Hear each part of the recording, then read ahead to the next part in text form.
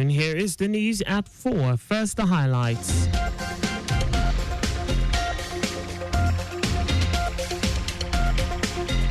Governor Sanwo-Olu unveils road housing projects in Ibeju-Lekki, promises Lagosians more dividends of democracy. Federal government urges global action to protect and increase funding for Blue Economy Initiative. On a foreign scene, Iran executes rioter over 2022 anti-government protests. And in sports, Nigeria defeats Uganda in women's T20 cricket tournament in Rwanda. And now the details. I am Akan Usen.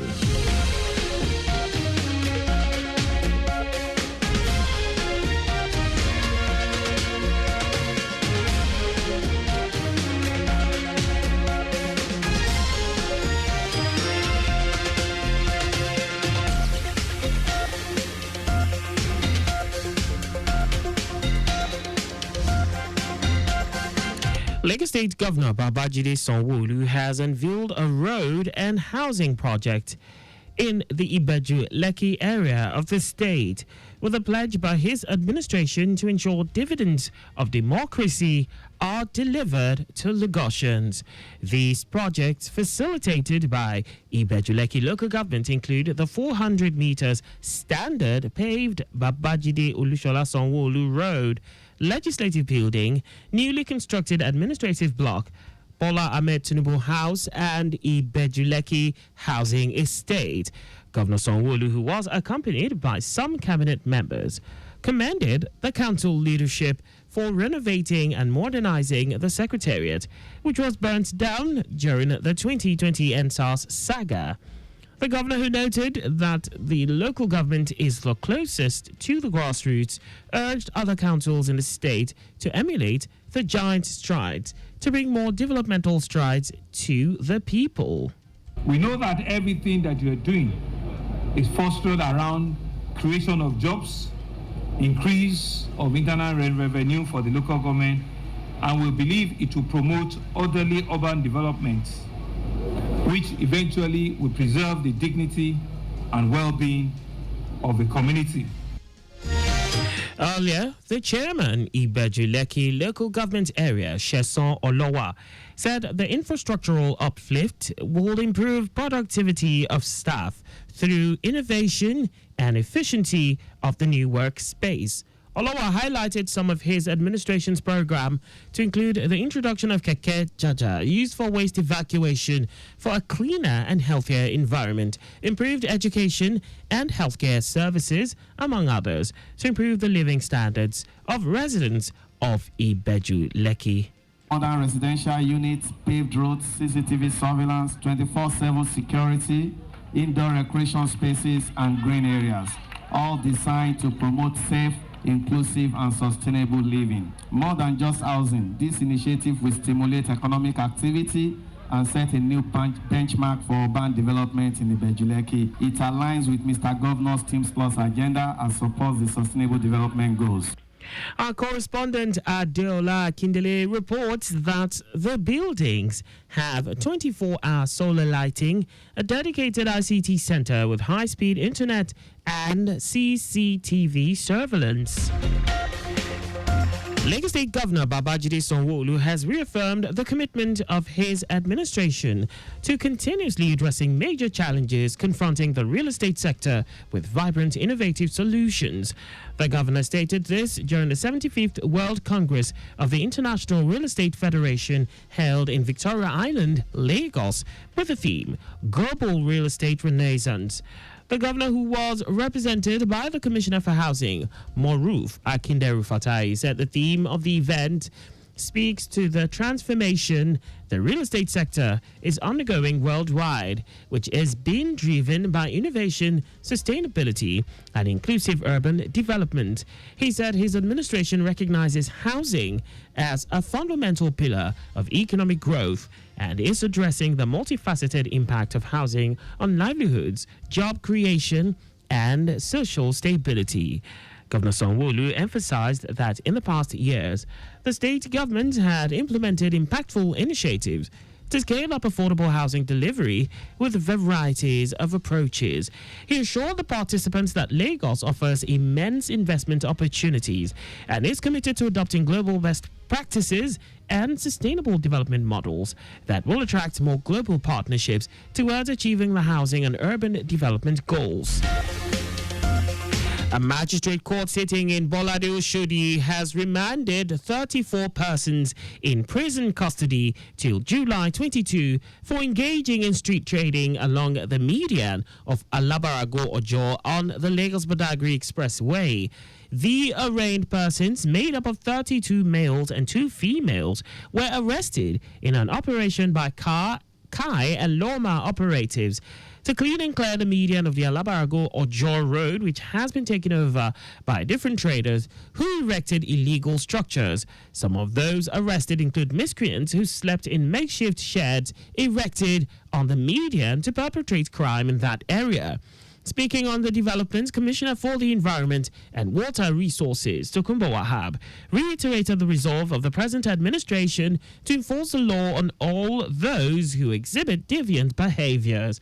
Wahab urged all residents to exhibit the minimum standard of decency by contributing to a cleaner and sustainable Lagos. And now to the rest of the stories. President Bola Tinubu has urged the global community to promptly ratify the Biodiversity Beyond National Jurisdiction Agreement and increase funding for blue economy initiatives to protect and ensure the sustainable use of the world's oceans. Tinubu made the call at the ongoing United Nations Ocean Conference in Nice, France. Delivering Nigeria's national statement on behalf of the President, Minister of Marine and Blue Economy, Adeboyega Oyetola, stressed that urgent and collective global action is needed to secure the health of the oceans for future generations. Speaking on Nigeria's position, President Tinubu pointed out that as a coastal state, Nigeria recognizes the ocean as a repository of tremendous wealth, natural capital, global food security, employment opportunities, and sustainable livelihoods. He reaffirmed Nigeria's commitment to achieving the targets of Sustainable Development Goal 14, as well as the African Union Agenda 2063 and the Kunming-Montreal Global Biodiversity Framework. The president cautioned that realizing this vision will require collective commitment to robust monitoring and enforcement frameworks capable of guaranteeing positive ecological outcomes. The federal government has disowned a fake recruitment letter currently circulating on social media, warning Nigerians, especially job seekers, to be cautious and not fall victim to fraudsters. The Secretary, Civil Defense, Correctional, Fire and Immigration Services Board, Abdul Malik Jibrin, in an official statement clarified that while presidential approval has been granted for recruitment into the 4 paramilitary services under its supervision, the actual recruitment exercise has not yet commenced. The board reiterated that all genuine recruitment announcements will be made through national newspapers and other verified platforms, and that no fees will be required at any stage of the process.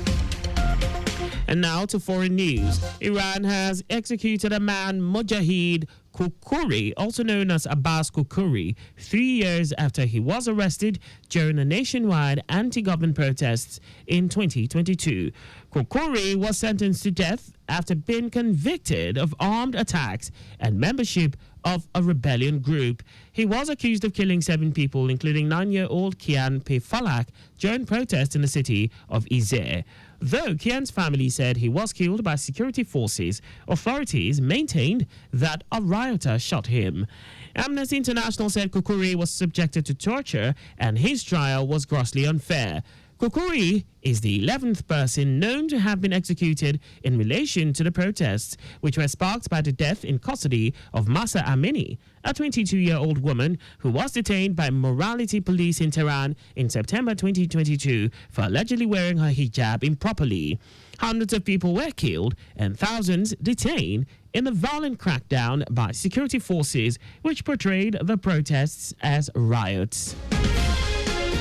In our sports, Nigeria's senior female cricket team, the female Yellow Greens, clinched a 4-run victory over Uganda in their final group game of the 2025 Kwibuka T20 tournament in Rwanda to seal a memorable win and boost their hopes of qualifying for the semi-final of their championship.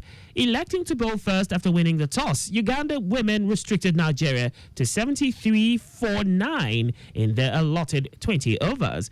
Despite the low total, Nigeria's disciplined bowling and sharp fielding turned the tide in their favour, dismissing Uganda for 69 in the full 20 overs, condemning the Ugandans to their first loss in 7 games in the series, having done 6 wins out of 6 games. With this victory, Nigeria adds a crucial win to the campaign, taking the records to 5 victories and 3 losses and cementing a place in top 4 for now, while waiting for other results for the confirmation of their semi-final berth. And that's all for the news at 4. Remember, speed thrills but kills. Always avoid excessive speeding. You can follow us and like all our various social media platforms.